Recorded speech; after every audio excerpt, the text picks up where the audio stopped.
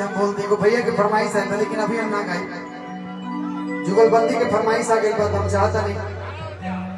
सब बात होते हैं बात मंजूर बा एक बात और मंजूर नहीं है कौन भाई की बात की भैया कहबू हम के ठीक नहीं है जी देखिए मैं हाँ अभी भाभी बस फोन नहीं उठा रही अब की बारी ब्लॉक हो जाएगा देखा तो मैंने पीछे बैठ के नहीं वो फोन नहीं किया था नहीं ऐसा नहीं अब की बारी ब्लॉक हो जाएगा।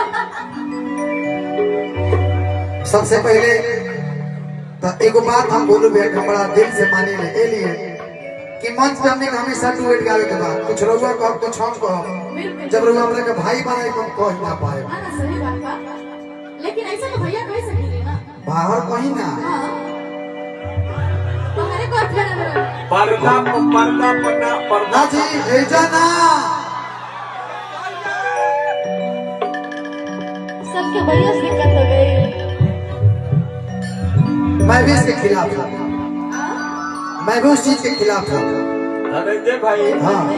भैया कह दियो दर्शक के फील मर जाए सही बात है खाली सुनाइए कोई ना देखिए दर्शक के उत्साह तब ठीक बनी भाभी माफी चाहता नहीं ऐसे हमार शादी ब्याह नहीं के भाई भैया जी जय शादी ब्याह होई तू ही तिलक चढ़ा गई ना हाँ मन भरी तो डोलिया हम लेकर ना जाए ना कहाँ है जब शादी हुई ना कि तोहरे के पौनिया अब बनाई दिए जतिया से बारू तू जतिया से बारू तू तोहरे के पौनिया बनाई दिए तोहरे के पौनिया बनाई दिए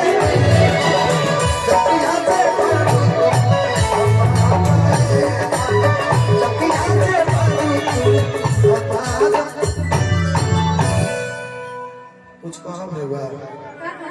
कुछ कोई भाई आइसक्रीम हमारे दे दीजिए अब चेंज करें पड़े हाँ ठीक है मैच का आइए जब आप मेरे लिए इतना अच्छा शब्द बोल सकते हैं तो हम भी बोल सकते हैं जो रिश्ता नाता है स्टेज के बाद है लेकिन यहाँ पे सब कलाकार है कलाकारी करने आया है तो नहीं और आगे आ जाए ना